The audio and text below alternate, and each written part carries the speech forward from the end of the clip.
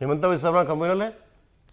देखिए, अभी हिंदुस्तान में एक नई तरह की पॉलिटिक्स शुरू हुई है। पहले पॉलिटिक्स चल रही थी, उसको भी आप सेक्युलर के नाम पे कम्युनल पॉलिटिक्स के तरीके से चल रहा था, जिसको हर्ष जी ने भी जिक्र किया।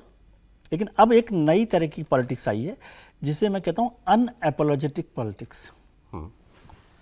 पहले भी हो रहा था, लेकिन पहले जो हिंदू की बात या मुसलमान के खिलाफ की बात जो थी ना, उसको करते करते हिच हुआ करती थी उन राजनेताओं में, एक हिचकिचाहट होती थी। अब वो अनअपोलॉजेटिक हो गए हैं, वो जो बात कर रहे हैं, और बेहतर बात है, जो आप सोचते हैं, जो आप करना चाहते हैं, उसको साफ साफ तौर पर कहें कि किस तरह से बात कर रहे हैं।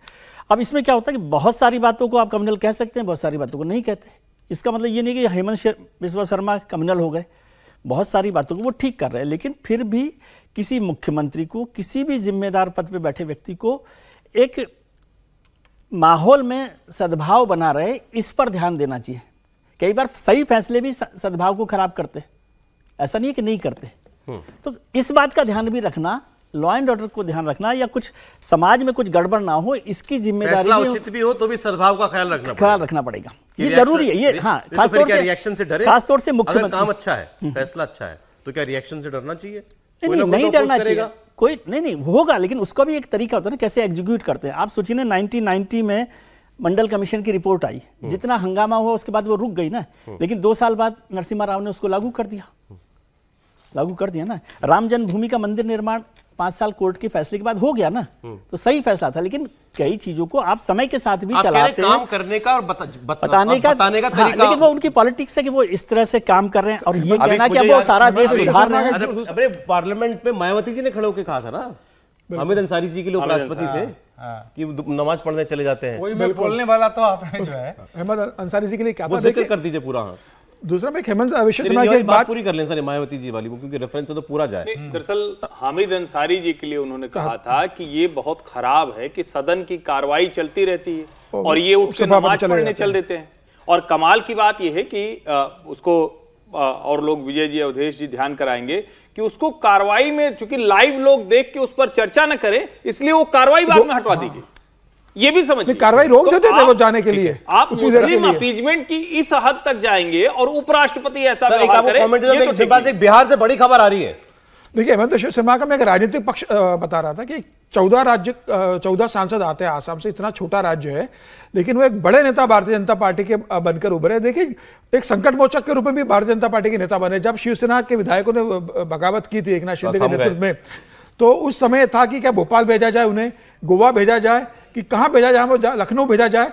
लेकिन अमित शाह ने कहा कि इन्हें हेमंत बिस्वा शर्मा के पास गुवाहाटी भेजो, तो वो गोवा गए, गोवा से सूरत गए, सूरत से उन्हें फिर गुवाहाटी भेजा गया। आज हरियाणा, जब आप देख रहे हैं कि झारखंड जैसा इतना इंपॉर्टेंट चुनाव है, तो वह उन्हें शिवराज के संग प्रभारी बनाकर भेजा गया है।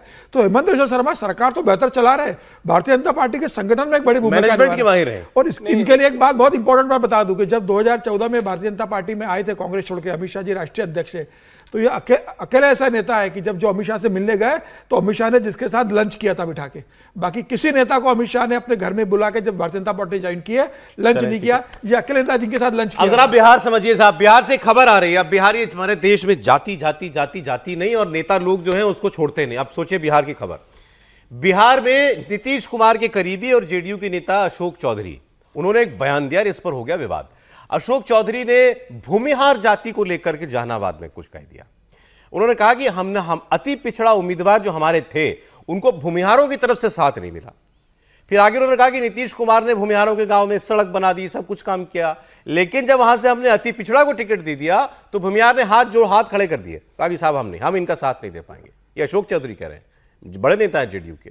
और उन्होंने कहा कि जब अति पिछड़ा को टिकट मिलता है तो भूमिहार भाग जाते हैं। और साथ साथ अशोक चौधरी ने भूमिहार नेताओं को विधानसभा में टिकट न मिलने की एक किस्म की धमकी भी दे डाली। सुने। नीतीश कुमार ने क्या इस जहानाबाद में किया कि जहां भूमिहार का गांव होगा वहां सड़क नहीं बनेगा, लेकिन आप जब अति पिछड़ा को बनाते हैं तो भूमिहार लोग भाग जाते हैं कि हम वोट नहीं देंगे। कहा नहीं दीजिएगा भाई, काम तो आपके यहाँ भी हुआ है। आपका उम्मीदवार 4 बार आपका उम्मीदवार भूमिहार का जीतेगा, खराब होगा तो उसके लिए कहिएगा बढ़िया है। और मेरा उम्मीदवार 3 दिन 4 दिन आपके दरवाजे नहीं गया तो आप कहिए कि नहीं मेरा उम्मीदवार अच्छा नहीं है। ये कैसे बात चलेगा? मोदी राजनीति थोड़ी होती है। राजनीति करना है, असूल के साथ राजनीति करिए। राजनीति करना है वजूद के साथ राजनीति करिए और मुद्दों पर राजनीति करिए। हमारा नेता ने जब निर्णय कर लिया तो हम उस आदमी के साथ खड़े, खराब हो चाहे अच्छा। निर्णय का विरोध सिंबल के पहले कर सकते हैं, लेकिन सिंबल लेने के बाद हम निर्णय का विरोध नहीं कर सकते हैं। इसका मतलब कि आप नेता के अनुशासन से चलते नहीं हैं। आज नेता हमको मंत्री बनाएगा, कल हमको नेता मंत्री से हटा देगा, तो हम नीतीश कुमार के खिलाफ गाली देने लगेंगे। अब देखिए, इसमें समझने वाली बात जो है वो ये है, अशोक चौधरी जेडीयू के नेता, भूमिहार भी आपका वोटर है, अति पिछड़ा भी आपका वोटर है, तो आप किसको सुना रहे हो भाई? नहीं, इसका पहले मूल कारण देखिए। इनकी बेटी सांभवी चौधरी, ये पिछड़ी है, वो भूमिहार किशोर कुणाल की बहू है, उसको टिकट मिला, लोगों ने जिता दिया।